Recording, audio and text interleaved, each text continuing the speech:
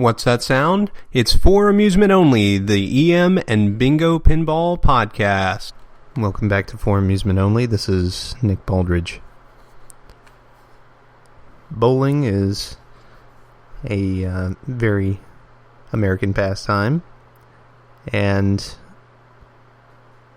no discussion of EM arcades and pinball machines would be complete without talking about the very large, very cool ball bowlers, shuffle bowlers, and mannikin bowlers. So today I thought we'd have a little initial discussion about ball bowlers and shuffle and mannikin bowlers and see what we can learn. So if you enjoy bowling, then you'll be surprised to find, as I discussed with Jim Willing in my interview, that there are purely electromechanical machines that can score regulation bowling. And these machines are divided into machines that use an actual ball, or that use a puck, as in a shuffle bowler, or where you don't control the ball at all directly, but there's another representation of a bowler, as in mannequin games. So, for ball bowlers, there are three major manufacturers: Bally, United, and Chicago Coin. Chicago Coin is well known for making EM arcade games. They also develop some pinball machines, but one of their best known EM arcade dalliances was with gun games and shooting galleries and the like. So they had a pretty diverse portfolio of machines of various types. So Bally, United, Chicago Coin made actual ball bowlers. These machines had large balls about the size of a skee ball, a little bigger, and you would roll it down the lane, and the machine would keep track of which pins that you hit. Now, ball bowlers are divided themselves into a few different types. You've got contact bowlers, and then you've got lighted scoring, and then you've got ones where you just roll over pins, and then the pins move up above, similar to a shuffle bowler. Now, I believe James Willing talked about a Keeney lighted bowler that he had,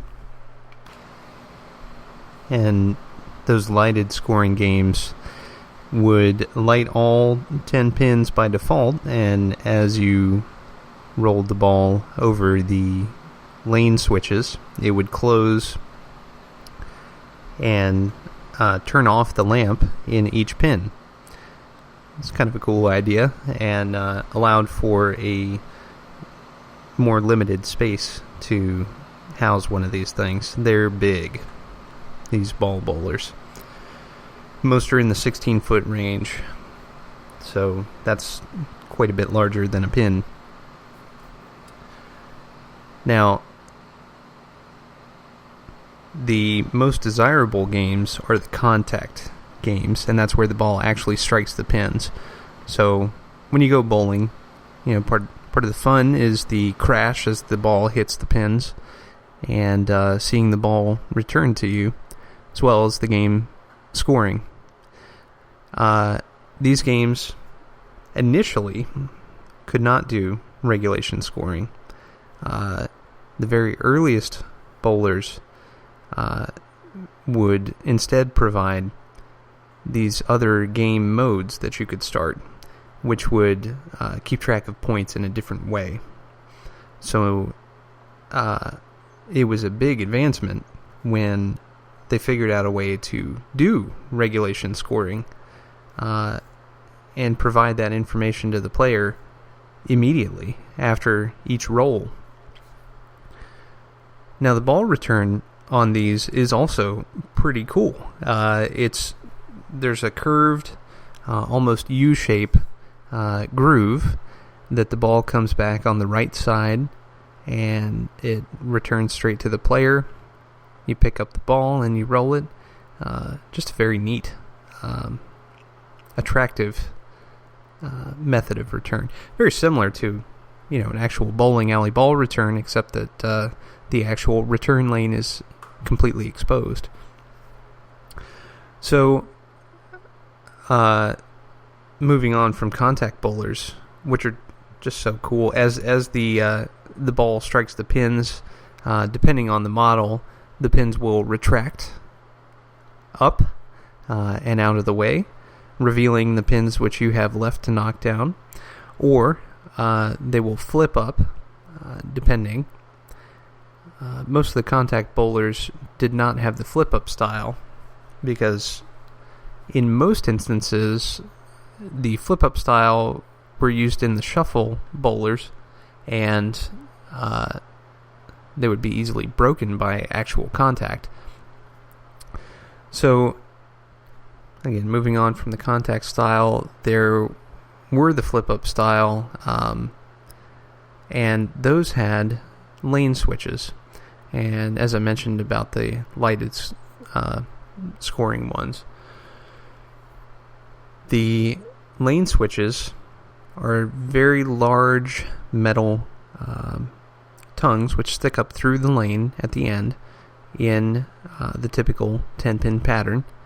And depending on where the ball strikes and which pins are indicated by the ball rolling over the lane switches, it will determine if you've got a strike or a spare or what's going on. And these are cool because the pins flip up, and again, they reveal the ones that you have left. Many of the shuffle bowlers use the same method. So shuffle bowlers, the difference between those and a ball bowler is that the shuffle bowlers have a puck, kind of like a hockey puck, but made out of metal, and you fling it down the alleyway and it just bounces right back to you. Many manufacturers made these shuffle bowlers, the idea being that they had less maintenance than the ball bowlers because you don't have something actually physically striking something farther away. They required maybe slightly less maintenance. The thing about shuffle bowlers is that they require something called shuffle bowler wax, and it's not really wax, it's a bunch of tiny ball bearings that you put on the lanes that allow the puck to fly back and bounce back to you very quickly. You don't just wax the lane, you actually put these ball bearings in.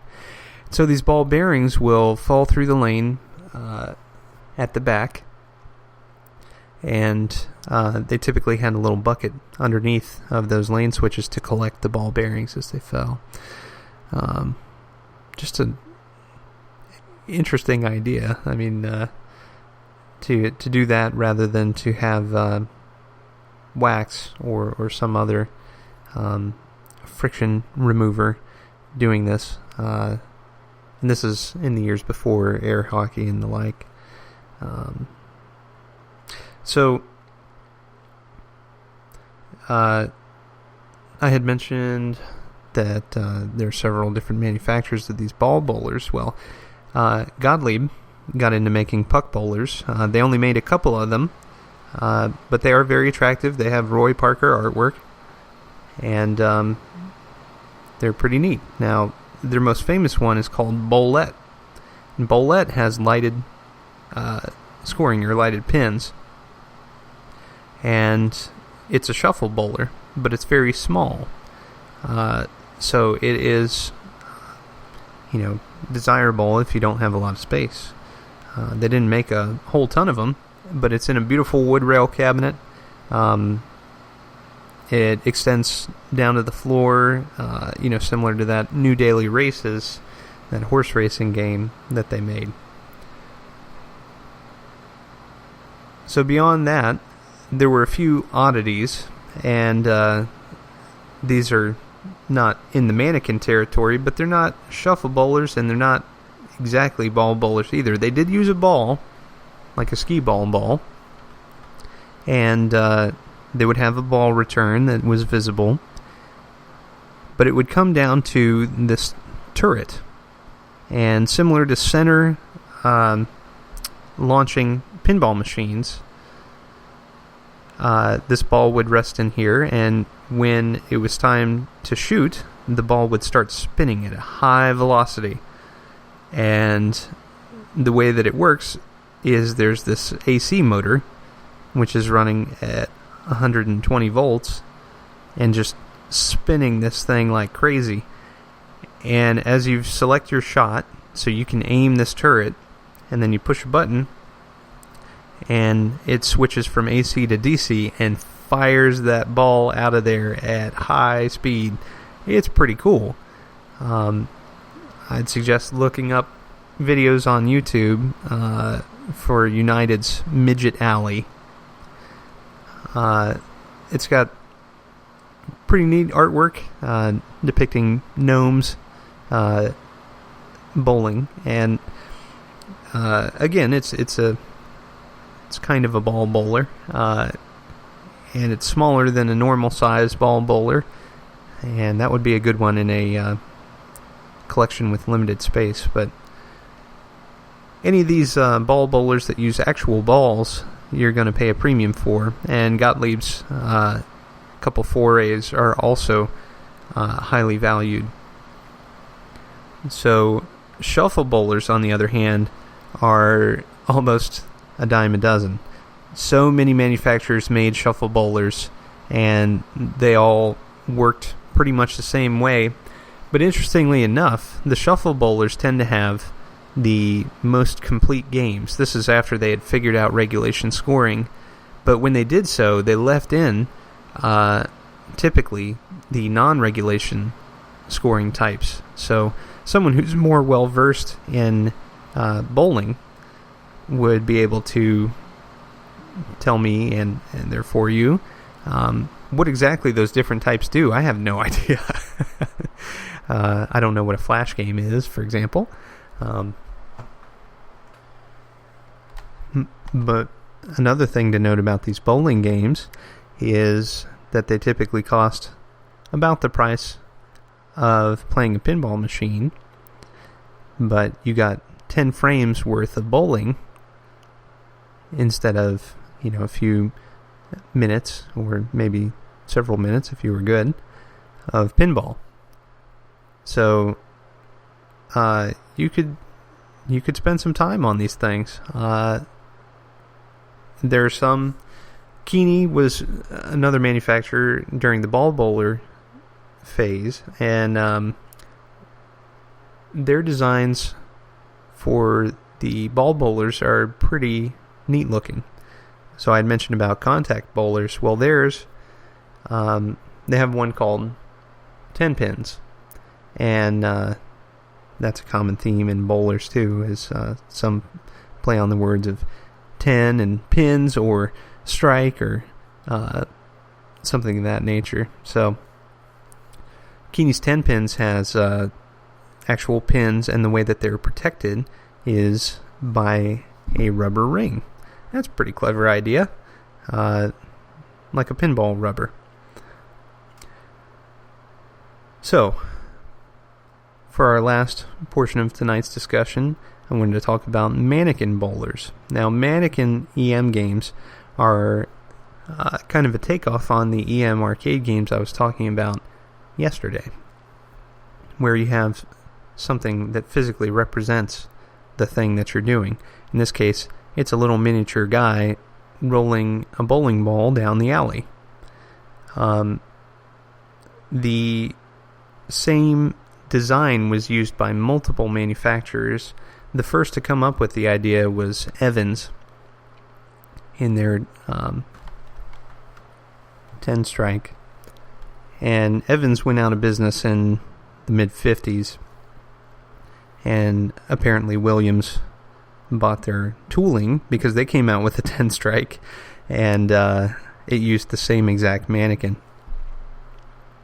So the mannikin is a little guy, and he's hunched over with one hand on the ground, and that holds the actual ball. Now the user controls this mannikin and moves it, adjusts it to the left and right, and then pushes a button, and the mannikin actually rolls it down the alley and knocks the pins over. It's pretty cool. These are highly collectible, and the Evans versions are these gorgeous wood rail cabinets. Again, they come down to the floor in the front, so you've got all that wood grain, and it's just breathtaking. Williams's version has more of that near 60s feel, so it's got, of course, different artwork on the back glass, and the gameplay is similar to the Evans version. You aim and bowl. Now, 10 strike doesn't do regulation scoring.